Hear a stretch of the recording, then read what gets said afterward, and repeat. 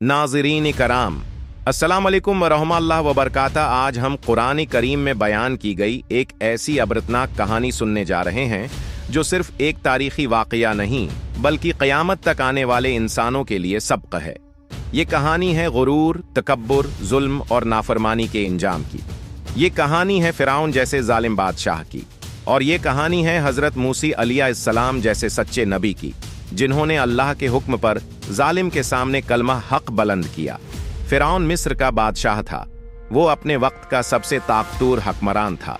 इसके पास मजबूत फौज थी, आलीशान महल्लात थे, दौलत, ताकत और अख्तियार की कोई कमी न थी। लेकिन ताकत के साथ उसके दिल में तकब्बुर भी था।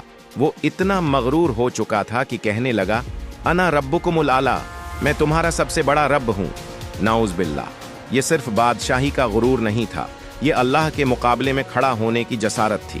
फ़िरौन बनी इसराइल को अपना गुलाम समझता था, इन पर बदतरीन जुल्म ढाता था, मुर्दों को कत्ल करवा देता, औरतों को जिंदा छोड़ देता, सख्त मशक्क़त वाले काम करवाता, ज़रा सी नाफरमानी पर कोड़े लगवाता। कुरान कहता है कि फ़िरौन ज़मीन में फ़साद फैलाने वालों में से था।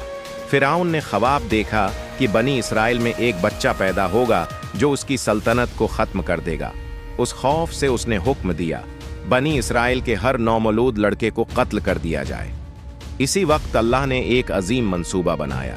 हज़रत मूसा की वालदा को वही की गई, मूसा को दरिया में डाल दो, हम उसे तुम्हें वापस लौटा देंगे। ये कितना बड़ा ईमान था। माँ ने बच्चे को दरिया के हवाले किया और अल्लाह ने मूसा को फ़िरौन के ही महल में पहुंचा दिया। जब हज़रत मूसा जवान हुए तो अल्लाह ने उन्हें नबूत अता की। अल्लाह का हुक्म हुआ।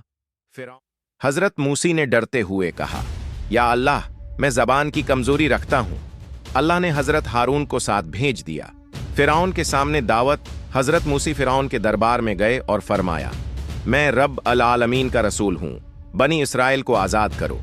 फ़िरौन हंस पड़ा। उसने कहा, तुम कौन होते हो? तुम तो जादूगर हो। मौजिज़ातुल्लाह ने हज़रत मूसा को मौजिज़ात अता किए और सा सांप बन गया। हाथ निकाला तो चमकने लगा। जादूगरों को शिकस्त हुई, जादूगर ईमान ले आए। मगर फ़िरौन का दिल और सख्त हो गया। अल्लाह ने फ़िरौन पर अजाब भेजे, टडियां जोएं, मेंढक खून। हर बार फ़िरौन वादा करता, अजाब हटते ही वादा तोड़ देता।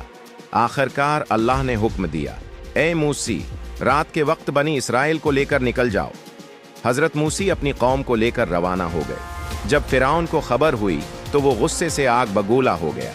सामने समंदर था, पीछे फ़िरौन का लश्कर। बनी इसराइल घबरा गए, अब हम पकड़े गए। हज़रत मूसा ने फरमाया, मेरा रब मेरे साथ है।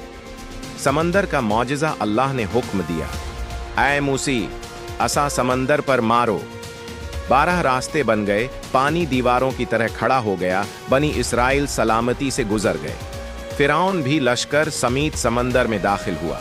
जैसे ही आखिरी शख्स दाखिल हुआ, समंदर बंद हो गया। फ़िरौन डूबने लगा। इस वक्त उसने कहा, मैं ईमान लाया। अल्लाह ने फरमाया, अब बहुत देर हो चुकी। फ़िरौन हमेशा के लिए तबाह हो गया।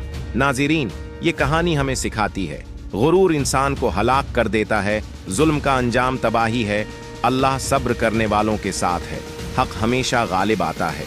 अगर आज कोई खुद को ताकतवर समझे और अल्लाह के हुक्म को नज़रअंदाज करे तो याद रखे, फ़िरौन से बड़ा कोई नहीं था और अल्लाह से बड़ा कोई नहीं। या अल्लाह, हमें तकब्बुर से बचा, हक पर कायम रख और जालिमों के अंजाम से अबरत लेने वाला बना।